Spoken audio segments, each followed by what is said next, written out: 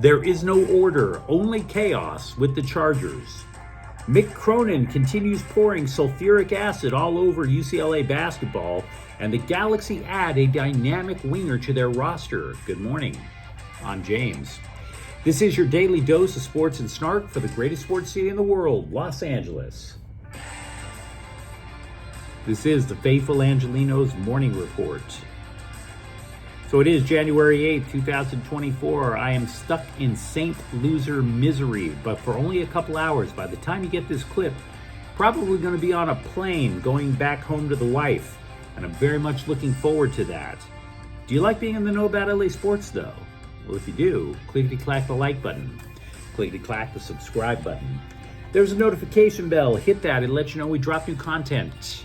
Sharing is caring. Let people know we exist. And by all means, comment, because I definitely look forward to hearing from you guys when I'm on the road. Now, before we go through the news and notes and look at the scoreboard, Carson Wentz in his first start for the Rams was good. He passed for 2 touchdowns, rushed for the game-winning touchdown. The Rams upset the Niners 21-20 in the regular season finale for both teams. The Rams won 10 regular season games. Can you believe it? They are advancing to the playoffs. They are going to be playing at Detroit on Sunday night. Yes, I know. We're going to be hearing it ad nauseum. Wow, Matthew Stafford returns to Detroit. Oh my God, Jared Goff versus Sean McVay. I don't care. I'm not into human interest. I am only into wins. Meanwhile, the Chargers, they limp out of the regular season with a 13-12 loss to Kansas City. They finished the year at 5-12. The Chargers went 2 consecutive weeks without scoring a touchdown. That is absurd. And we'll talk a lot more about the Chargers in just a moment. The Lakers edged the Clippers 106-103. LeBron James scored 25 points. The Lakers snap a 4-game losing streak. Honestly, I don't think the Clippers care all that much about the loss. But if you want to know the key to this particular game, they did not play defense. The Lakers shot over 51% from the floor. Kevin Fiala scored twice for the Kings, who fell in Washington 4-3. The Kings are unfortunately on a 5-game losing streak. Meanwhile, today, Phoenix is at the Clippers. That game will be at 7:30. But let's talk Charger football, because we have all week to talk about the Rams. But the Chargers are absolutely a fascinating story because it's a dumpster fire. And I'm not even trying to be mean. Look, you finished 5-12.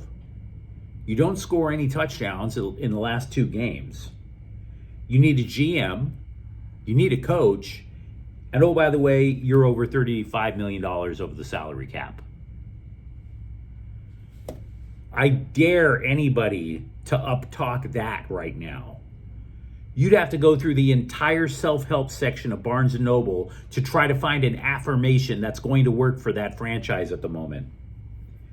The only bright spot I can give you right now is that the Bolts are locked in with the number 5 overall pick in the first round of the NFL draft. And we'll talk about that in a moment, because what do you use that pick for? Right? They need help on all 3 levels of defense, for example. Their pass defense was atrocious, so obviously their defensive backs were overrated. Linebacking is probably going to get gutted due to the salary cap. Possibly at least one or both main edge rushers, and there were no defensive tackles. We haven't even mentioned the fact that the wide receivers were injury prone. There was a lack of help from tight end. And once Corey Linsley got hurt at center, the offensive line fell apart. So what would you do with the number 5 overall pick? Right? Well, the first thing that I would do regarding the Chargers, before you get a GM, before you get a coach, if you're a Charger fan, this is what you know. You have a franchise quarterback. Those are not easy to come by. Ask your friends over at the Las Vegas Raiders, when was the last time they had a true franchise quarterback? Because it sure as hell wasn't Derek Carr. You'd have to go back to the Clinton administration with Rich Gannon and what's happened to them. So yeah, be thankful you have Justin Herbert. Be thankful you have Rashawn Slater at left tackle to protect his blind side. And frankly, I would say be thankful for Tui Tuipulotu at rush end. Yes, I recognize who Khalil Mack is. I recognize who Joey Bosa is. But in my opinion, the three cornerstones of the Chargers for the intermediate future are Slater, Herbert, and Tui Pelotu, because anybody else could get cut. $35 million over the salary cap. Anybody there could get cut. Absolutely. Or have their contracts reworked down to next to nothing. So there is a lot that could go on with the Chargers after the season, after the postseason's over. Now, with regards to the number 5 overall pick, if I were the Chargers, if I were them, I would say, do I really want to spend a boatload of money when I'm this far over the cap on one player? I wouldn't. What I would try to do, honestly, is I would try to see if I could get a bidding war on teams behind me in the first round. There's got to be a franchise quarterback that one of those teams is probably wanting to take a look at number 5. Trade for multiple picks. Try to solve multiple problems at once. There is one legit piece of advice, though, that I have for Chargers fans over the next couple of weeks, month, 2 months. Avoid the internet, because there is going to be some extremely irresponsible reporting over the next few weeks. In particular, some knuckle dragger named James Brizuela, writing for something called Charger Report. He wrote this post and titled it, quote, "Jim Harbaugh could sign with Bolts as early as next week." Now, you read a headline like that, and it makes you believe that Jim Harbaugh coming to the Bolts is a fait accompli.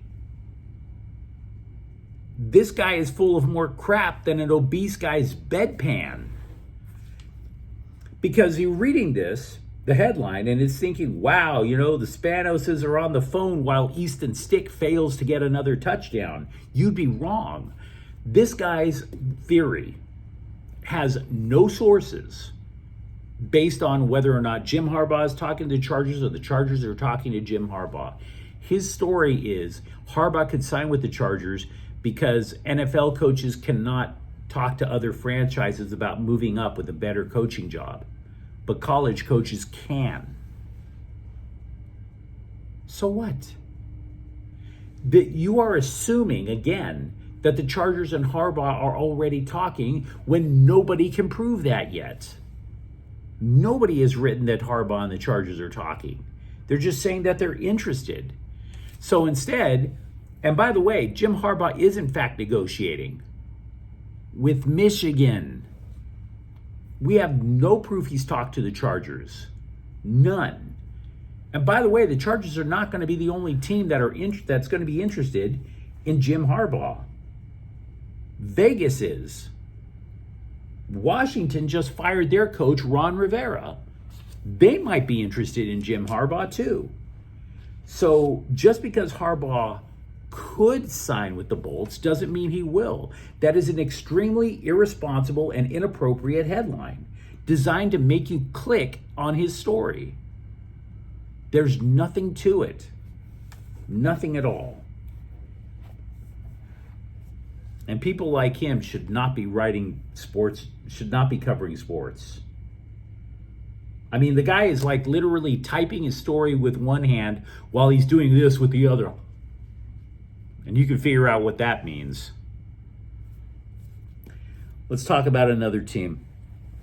Something I did not know after UCLA lost to Cal. Coach Mick Cronin skipped the post-game presser.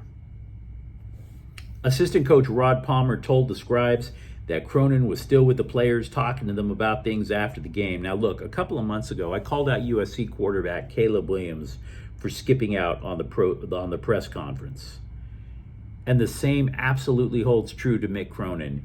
You are a leader. You have to face the music when your team loses like a grown-ass man.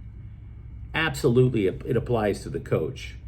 And especially, I would say, even more from coaches and quarterbacks, team leaders. Why?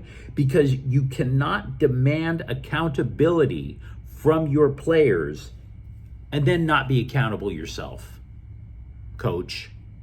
You cannot demand accountability and then shirk your responsibilities. It doesn't work that way. And I've got to be honest with you, I'm genuinely shocked that Cronin would do something like that. Because this is the kind of stuff, his entire behavior this season has been the stuff that fractures locker rooms. And Cronin knew his roster was being completely rebuilt from scratch, entirely flipped over since last season. And you can't find it in yourself to be patient? For Pete's sake, in the last week, you called your players dumb. You didn't use the word dumb, but you sure insinuated that they weren't smart. You couldn't express patience. You had to recruit all throughout Europe, bring in a bunch of people with about, 9 different languages and expect to form a team out of that? What are you going to do? Teach them Esperanto to figure it out? I am not smart enough to coach college basketball, but I am here to tell you, anybody wants to show me how this is not on Mick Cronin, I'm all ears, because it looks like it to me. Multiple outlets are reporting that Gabriel Peck, a winger from Vasco da Gama in Brazil, is coming to LA Galaxy as a designated player. Now, as a result, if this story is true, because we don't know that the contract has actually been signed yet, LA is likely to stop pursuing another winger, Ramon Sosa. Peck led Vasco with 8 goals and 4 assists last year.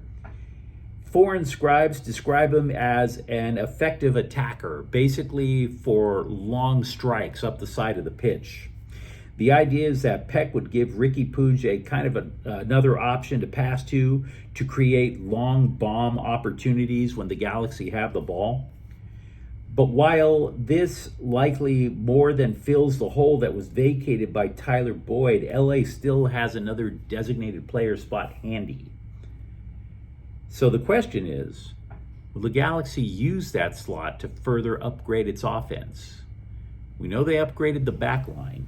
We also know that there are 8 open spots on the Galaxy roster. The 2 immediate holes that most people would say are on the Galaxy right now would be striker, because right now it's probably going to be Dejan Joveljic, who was terrific off the bench, but he was unproven as a starter. Or for that matter, another winger on the opposite side. Because we don't know necessarily who that's going to be next season yet. So the Galaxy are in fact making moves, trying to finalize a roster before preseason at the end of the month. Andrew Friedman went on satellite radio and told the hosts of a baseball show that he would love it if the Dodgers could add a right-handed bat. And that's when the scribes started talking about Tommy Pham and Teoscar Hernandez. Or at least they only started to talk about those two. Because the LA signed Hernandez last night. 1 year, $23.5 million. Do you want to know do you want to have an idea of how much jack the Dodgers have been throwing around this offseason? $23.5 million for a platoon player. Hernandez is probably going to wind up starting as left fielder, but he's going to be sharing it with Chris Taylor and Manuel Margot. Now, if you want a little background on Hernandez, he has been an all-star. He is a power guy. He has topped 20 home runs in a season 4 times. So they added to their offense. USA Today is also reporting that the Boston Red Sox have put former Dodger closer Kenley Jansen on the trade block. I bring that up to your attention because you will start hearing a lot of rumors about the Dodgers possibly reuniting with Jansen. Because also he would be a hell of a cheaper alternative as a closer than Josh Hader. We're going to talk more about the Rams during the course of the week, but I just want to let you know that on back-to-back plays Sunday, Puka Nacua set rookie receiving records. He caught 4 passes overall on Sunday. The number of receptions passed Jalen Waddle for the most receptions by a rookie in a regular season with 105. Nacua also finished the regular season with 1,473 receiving yards, topping a 60-year-old mark by the late Bill Grauman. Nakua also caught a 19-yard TD pass from Carson Wentz. So I'm just going to go and say he's doing pretty well, that Nakua guy. I know the Clippers lost yesterday, but I realize I've talked a little bit about them, and I'm about to beat a dead horse here, so give me a little bit of grace. But I still believe one of the main keys to the Clippers' run is Russell Westbrook. I know, he doesn't play that much, but here's why. The reason that he is loved by his teammates, not just with the Clippers, but wherever else he goes, is because his behavior is contagious. Now, when he was a Laker, they liked him, but he was also kind of pouty because he was not happy. And that too spread like a contagion. Didn't exactly help the Lakers that much. But for whatever reason, with the Clippers, maybe it's a long-time friendship with Paul George. Maybe it's a friendship with Tyronn Lue. But for whatever reason, Westbrook is happy. And as a result, the Clippers play like a happy-go-lucky team. You couldn't say that about a lot of teams during Clipper history. The Lob City Clippers back in the day, they hated each other. Even as recently as last year, John Wall was saying it's not fun to play for the Clippers. Now they're having the time of their lives out on the court. You don't think that makes a difference? Looking forward to coming to work? And it has to be Westbrook. The reason I say it has to be Westbrook is, who else is a team leader that you would say is synonymous with fun? Kawhi Leonard does not look like a fun guy to me. Even PJ Tucker, who wants off the Clippers because he hasn't played since November, calls Westbrook his dog, his brother. So, yeah, don't get me wrong. The Clippers have amassed talent, and they've been getting wins, but they seem to be enjoying the hell out of each other, and that could be a long-term benefit. And the reason for that, in my opinion, is Russell Westbrook. Former USC basketball player Keith Wilkinson played back from 2005 to 2009. He's a high school coach now. He was ejected from a game because he lost his cool and threw his shoes at the ref.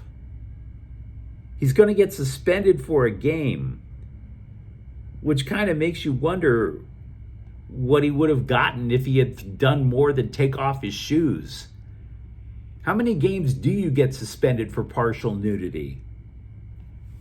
But I got to tell you, man, throwing your shoes, who do you think you are, an Iraqi journalist meeting George W. Bush?